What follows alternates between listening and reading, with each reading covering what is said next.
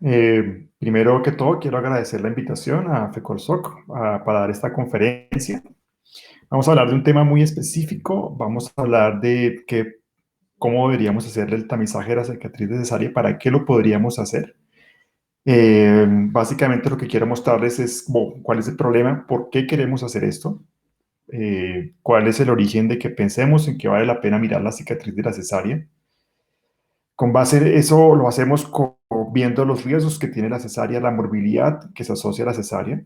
Después vamos a hablar un poco del riesgo del parto vaginal después de cesárea, que es tanto para la madre como para el bebé, pero que tiene ciertas ventajas también para la madre y para el bebé. Y por último, pues vamos a hablar de toda la evaluación de la cicatriz de la cesárea y los datos que hay en la literatura publicados sobre la efectividad de esta medición. Entonces, pasando a la primera parte de la presentación, vamos a hablar de lo que es la cesárea y la morbilidad de la cesárea. Es muy interesante esta revisión sistemática en donde se incluyeron más de 2 millones de pacientes de 22 estudios, en donde se ve que la cesárea se asocia a una serie de riesgos que todos conocemos, pero que aquí los cuantificamos, es decir, un mayor riesgo de histerectomías, mayor riesgo de transfusiones, mayor riesgo de herencias posoperatorias, obviamente lesiones quirúrgicas. Hay un riesgo muy específico del que vamos a hablar más, que es el riesgo de placenta previa. Una cesárea previa se asocia a un riesgo de 10 en 1000 de placenta previa, pero si tenemos 3 o más cesáreas, el riesgo ya se aumenta a 28 en 1000, es decir, que el riesgo va aumentando de manera importante. Y obviamente también el riesgo de la placenta previa más la cesárea previa nos lleva a un aumento de la probabilidad de tener acretismo, que es lo que usualmente manejamos y lo que vemos con más frecuencia en los pacientes que tienen varias cesáreas o incluso con una sola cesárea. Y por último, también se ha visto que si uno hace unas mediciones de morbilidad que incluyen múltiples factores, tanto maternos como nenatales, las cesáreas aumenta toda esa morbilidad de manera importante. Queremos mostrarles esta tabla donde se ve el riesgo de terminar en una histerectomía de acuerdo al número de cesáreas. Realmente cuando hacemos una cesárea, el riesgo, como ustedes ven en estos estudios, probablemente es similar al de no tener cesárea, pero en la medida que aumentan el número de cesáreas, especialmente cuando vamos en 2 o más cesáreas o 3 o más cesáreas, el riesgo se vuelve muy importante. Miren estos datos con estos intervalos de confianza en donde el riesgo de tener una histerectomía aumenta probablemente más de 5 veces después de tener 4 o más cesáreas, lo cual pues es un riesgo importante. Eso quiere decir que la opción de no hacer cesáreas, de no hacer cesáreas repetidas, puede tener un impacto en la morbilidad de todas nuestras pacientes. Y aquí específicamente les muestro datos de cesáreas previas, en pacientes con cesáreas previas, y la incidencia de acretismo en pacientes que tienen además una placenta previa, y esto correlacionado con el número de cesáreas. Si ustedes ven, cuando la paciente solamente tiene una cesárea, el riesgo de acretismo es 14-11% en estos estudios, pero si pasamos a 5 o más cesáreas, el riesgo se vuelve casi la mitad de las pacientes tienen acretismo. Entonces, y ustedes pues conocen toda la morbilidad asociada al acretismo. Entonces, definitivamente el número de cesáreas, entre más cesáreas tengamos, se asocia a la probabilidad de tener complicaciones por acretismo. Y aquí lo vemos también. Miren esta tabla en donde se compara el riesgo de acretismo en pacientes con placenta previa, sin cesárea, versus en pacientes con placenta previa, 3 o más cesáreas. Y miren el riesgo de acretismo, que es mayor del 50% cuando hay más de 13 cesáreas y mayor del 50% también de probabilidad de terminar en histerectomía. Y la morbilidad materna compuesta, donde se meten múltiples eventos, también es muy alta. Entonces, definitivamente, la probabilidad de tener complicaciones serias tiene este odds ratio que es muy alto para los pacientes que tienen placenta previa más un antecedente de cesárea, y específicamente cuando hay 3 o más cesáreas. Estos datos son muy importantes donde vemos que hay una morbilidad en la medida en que hacemos más cesáreas en la misma paciente. Y esa es la justificación para pensar en esto, en el parto vaginal después de cesárea. En los últimos años lo que se ha visto es que la incidencia de cesáreas en muchos países va aumentando. Nosotros tenemos una incidencia que puede estar por encima o alrededor del 50% en muchas partes, incluso muchas clínicas tienen una incidencia mucho mayor. Y lo que se ha visto en el mundo es que eso también ocurre. Por ejemplo, los Estados Unidos están alrededor del 31-32% de índice de cesáreas. Los países europeos pueden tener unas tasas menores. Y otra cosa que se ha visto es que la frecuencia de hacer un parto vaginal después de cesárea también desafortunadamente ha bajado. Ya ha bajado básicamente por el riesgo de tener complicaciones en la cicatriz en las pacientes que hacen una prueba de trabajo de parto, un trial of labor, que es lo que esta abreviatura significa. Y aquí les muestro cuál es la morbilidad materna en pacientes que tienen una cesárea electiva repetida, es decir, una paciente con cesárea iterativa, versus una paciente que hace una prueba de trabajo de parto. Es decir, aquí se incluyen las pacientes que lo logran y que no lo logran. Y ven que, digamos que hay unos eventos que son importantes, como la probabilidad de ruptura uterina es bien diferente y obviamente también, aunque las tasas y los eventos son muy pocos, el riesgo de muerte materna es un poco más alto, pero digamos que los eventos son tan poco frecuentes que obviamente el riesgo no, absoluto es muy bajo. La probabilidad de lesiones y de transfusiones puede ser similar y ustedes ven aquí el riesgo neonatal en los mismos eventos, cesárea electiva repetida versus una prueba de trabajo de parto. Y ven cómo el riesgo de los eventos para el recién nacido específicamente pueden ser más altos algunos, aunque realmente las estadísticas no muestran una diferencia significativa. Es decir, que los eventos pueden ser parecidos, pero obviamente hay unos eventos que no van a ocurrir en la muerte, como la muerte fetal intraparto, que va a ser muy rara en pacientes con cesárea electiva repetida versus una paciente con una prueba de trabajo de parto, pero igual ven que son eventos bastante poco comunes. Entonces, digamos que si hay una morbilidad, lo que se considera en general es que el riesgo de una cesárea electiva repetida versus una prueba de trabajo de parto es semejante. Digamos que en cierta forma se perdió la ventaja que tenía el parto vaginal con respecto a la cesárea en relación a su riesgo, digamos que ya se volvió igual al de una cesárea, y hay una serie de eventos que nos dan susto. Nos da susto que haya una ruptura uterina, y ustedes ven que la tasa de ruptura uterina probablemente está alrededor del menos del 1%, pero es una tasa que está entre el 0,5 y el 1%. Entonces es un evento que se puede presentar y es un evento que puede ser catastrófico para la mamá, catastrófico para el recién nacido. Entonces este sí es el susto que genera la prueba de trabajo de parto en pacientes con cesárea previa. Pero hay unos datos importantes, y es que la mayoría de la morbilidad está relacionada con una prueba de trabajo, cuando esta prueba de trabajo de parto ocurre, cuando es necesario repetir la cesárea, es decir, cuando falla la intención de tener un parto normal. Cuando se logra el parto normal después de cesárea, ese parto normal se asocia con menos complicaciones que el de una cesárea repetida. Por lo tanto, la morbilidad materna está relacionada con la probabilidad de lograr efectivamente el parto vaginal después de la cesárea. ¿Eso qué quiere decir? Que para pensar en una prueba de trabajo de parto, lo más importante es seleccionar de manera adecuada a los pacientes. Es decir, tenemos que seleccionar los pacientes en los cuales es más probable lograr un parto normal. Y definitivamente evitar esta prueba en los pacientes en los cuales la probabilidad de que el parto normal se logre es muy baja. ¿Qué usamos nosotros para eso? Usamos una serie de aplicaciones que incluso están disponibles para los teléfonos celulares, en donde uno agrega una serie de datos que todos están confirmados que están asociados con la probabilidad de tener un parto normal después de cesárea, como el índice de masa corporal del paciente, la edad de la paciente, si la paciente tuvo un parto normal o no antes, si tuvo un parto normal después de la cesárea, si la cesárea fue por una distosia al trabajo de parto, por dilatación del descenso o por dilatación de detención de la dilatación, si hay preeclampsia o si hay que inducir o no el parto, y cuál es el estado clínico de la paciente en el momento de inicio del trabajo de parto. Digamos que hay forma de calcular estos software permiten calcular en el consultorio antes de iniciar el trabajo de parto el riesgo o la probabilidad de que la paciente tenga un trabajo de parto exitoso, y también se puede reevaluar este riesgo en el momento en que la paciente se hospitaliza. Sin embargo, este tipo de cálculos no evalúan lo que queremos ver hoy, que es la cicatriz de la cesárea. En general se considera cuando uno tiene una paciente que tiene una probabilidad de un 60-70% calculada por estos software de tener un parto normal, es una muy buena candidata para un trabajo de parto después de cesárea. Si el riesgo está por debajo de 60%, se considera que puede ser muy alto y no ser la forma más adecuada de manejar a esas pacientes.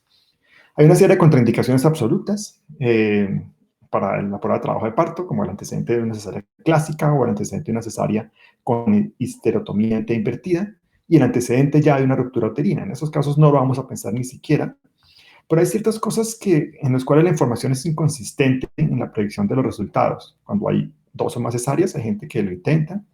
Con el tipo de histerografía, es decir, si se sustituyó en uno o dos planos, hay gente que lo toma de manera importante, pero los datos no son consistentes, de tal forma que no sirve mucho.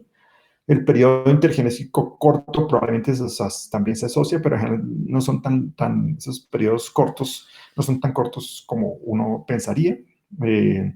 El riesgo, pues la probabilidad de tener una macrosomía fetal y la endometritis poscesárea puede ser que asocie con mayor riesgo de ruptura, pero estas son contraindicaciones relativas. Y esto hace que sea importante tratar de evaluar por ultrasonido de la cicatriz de la uterina en el tercer trimestre para tratar de predecir el riesgo de que ocurra un evento adverso, básicamente la dehiscencia de la histerografía o la ruptura del útero. Y eso serviría para pacientes con estas características o para pacientes simplemente que queremos darles una consejería sobre esta probabilidad. ¿Cómo hacemos eso? ¿Cómo hacemos ese ultrasonido? Básicamente existe la opción de hacerlo por vía abdominal o por vía transvaginal, como vamos a ver. Lo que vamos a evaluar es el segmento uterino inferior. Hay dos formas de medirlo. Uno es medir el espesor completo, que es esto es por vía transabdominal, con la vejiga llena, tiene que ser con la vejiga llena. Básicamente la pared uterina tiene dos zonas, una zona que es ecoica, que es la pared vesical con la serosa, y una zona que es hipoecoica, que es el miometrio, y limitado por la decidua.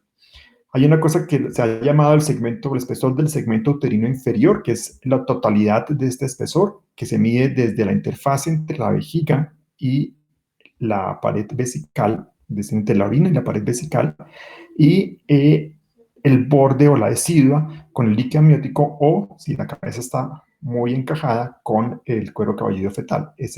Son las dos formas que se ha descrito esa medición. Una es de esa y la otra forma es el del espesor del miometro, es decir, solamente medir esta zona hipoecoica. Estas imágenes son obtenidas por vía transabdominal con la paciente con la vejiga llena, lo cual puede ser, de cierta forma, alguna molestia para algunas pacientes. Ustedes ven otras imágenes en donde se ve la zona hiperecoica y la zona ecoica, casi con poco líquido amniótico, es decir, aquí el borde lo estamos tomando con el cuero cabelludo fetal. Estas son las imágenes transvaginales, que son muy buenas. En las imágenes transvaginales ustedes ven claramente la pared vesical y la serosa uterina y la pared miometrial, que es hipoecoica, se ven muy bonitas. Estas son imágenes obtenidas en cualquier momento, uno las puede obtener y se obtienen tal cual como la estamos viendo, simplemente es hacer un buen zoom. Vamos a tener este tipo de imágenes. Hay estudios que han correlacionado qué es mejor, si es transvaginal o transabdominal. Probablemente lo mejor es hacer una combinación de ambas técnicas. ¿Por qué? Porque hay pacientes en los cuales la cicatriz es alta y por vía abdominal puede ser una buena forma de medirlo porque por vía vaginal no la vemos. Y hay pacientes que tienen unas cicatrices muy bajas por el momento en que se realizó la cesárea en el embarazo anterior y puede ser que solamente la veamos bien por vagina. Esta es otra forma, otras mediciones, donde ustedes ven unos cortes muy buenos, donde muestra cómo se hacen esas mediciones del espesor total del segmento uterino o de solo el miometrio. La mayoría de los estudios utilizan el espesor total. Y estas otras, para que comparen las medidas obtenidas por abdomen con unas vaginales en una paciente con un muy buen segmento, donde uno piensa que no es tan bueno, pero finalmente por vagina obtenemos un muy buen segmento.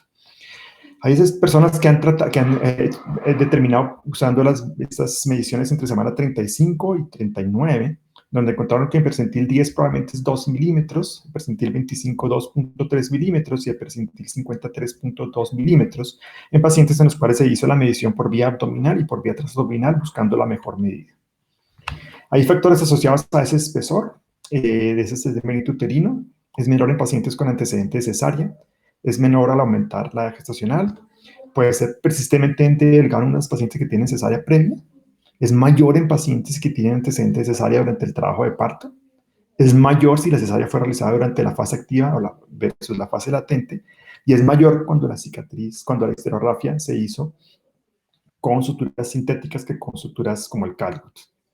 Estos son los datos que hay publicados. El primer dato que se publicó fue en el 88, Fukuda, en donde evaluó pacientes en los cuales se midió el espesor total del segmento uterino y se vio cómo estaba la cicatriz al momento de la cesárea y encontró que cuando la medición estaba por debajo de 2 milímetros, la dehiscencia de la cicatriz se encontró hasta en el 35% de los pacientes del que evaluó, mientras que cuando la medida estaba por encima de 3 milímetros, no encontró ninguna dehiscencia. Entonces fueron datos muy favorables para esto.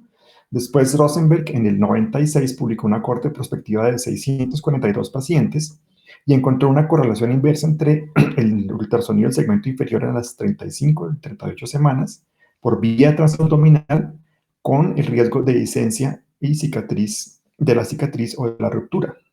Encontró que las pacientes que tenían más de 3.5 milímetros tuvieron una tasa de dehiscencia del 0,4% y de ruptura del 0,2%, muy baja, mientras que las pacientes que tuvieron una medición entre 1,6 y 2,5 tuvieron un 5,9% de dehiscencias y un 9,8% de rupturas.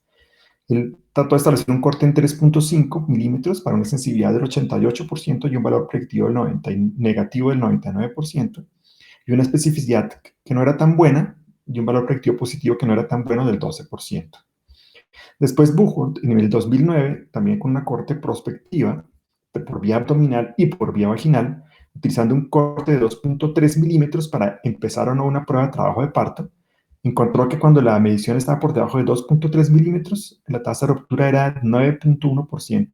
Sin embargo, estas pacientes fueron informadas de este hallazgo, entonces es probable que pudiera ser más alta realmente. Mientras que cuando las medidas estaban por encima de 2,3 milímetros de ruptura, no hubo ningún caso de ruptura.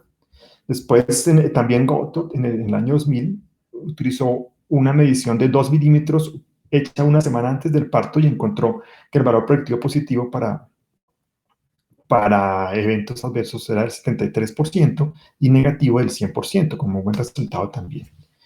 Jaustrom en el 2010 hizo una revisión sistemática de 12 estudios con 1.834 pacientes y 6,6% de tasa de efectos de la cicatriz, encontrando una fuerte asociación de la medición del segmento uterino inferior en el tercer trimestre con el riesgo de dehiscencia y de ruptura uterina, pero no pudo, porque la variabilidad de los estudios era muy grande, entonces no se pudo establecer cuál era un punto de corte, que probablemente estaba entre 2 y 3,5 milímetros. Y luego Koch en el 2014 hizo un metaanálisis ya incluyendo 21 estudios con 2.776 pacientes y definitivamente los datos encontró que apoyaban el uso de esa medición para predecir el riesgo de efecto uterino en pacientes que querían una prueba de trabajo de parto, pero no fue posible definir un punto de corte ideal porque los datos y la heterogeneidad de los estudios no lo permitían.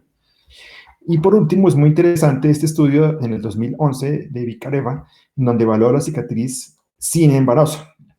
Y encontró que cuando la cicatriz era intacta o tenía un defecto pequeño, la probabilidad de dehiscencia o ruptura en el siguiente embarazo fue de 1 en 19 pacientes, mientras que si el defecto era grande, visible sin embarazo, la probabilidad de dehiscencia o ruptura en el siguiente embarazo fue de 3 de 7 pacientes. Es decir, que puede haber una asociación con la evaluación de la cicatriz antes del embarazo.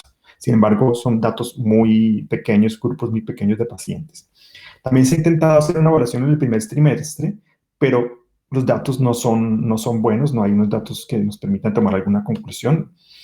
Es muy interesante ver que hay 2 estudios evaluando la medición del segmento uterino inferior que ya terminaron la recolección de datos en el año pasado, pero todavía no están publicados. Sería muy interesante porque son estudios controlados en donde se evalúa la medición del segmento uterino inferior. Uno del grupo es de Rosenberg, que es francés, y otro del grupo canadiense, donde sería, apenas tengamos esos estudios publicados, pues podemos pensar qué tan útil es realmente hacer esta medición. En conclusión, el espesor del segmento uterino inferior sí se correlaciona inversamente con la frecuencia de dehiscencia y de ruptura uterina en el trabajo de parto. La evaluación transabdominal se debe complementar con la transvaginal, hay que mirar por ambos lados. Se puede usar en el tercer trimestre para predecir el riesgo de ruptura uterina en pacientes que desean un parto vaginal después de cesárea. Y los factores clínicos, junto con el ultrasonido, junto con un manejo clínico cuidadoso, son los que nos van a permitir aumentar la tasa de parto vaginal después de cesárea en pacientes que lo deseen. Y ustedes van a ver que es cada vez más frecuente y nos llegan pacientes que desean un parto vaginal después de cesárea, y de tal forma que tenemos que hacer un juicio clínico adecuado para ofrecerles una una adecuada consejería a estas pacientes y tener el menor riesgo posible de una ruptura uterina. Y es posible que en el futuro tengamos una buena evaluación del riesgo y de la utilidad de medir la cicatriz de cesárea. Eso es lo que quería contarles. Muchas gracias.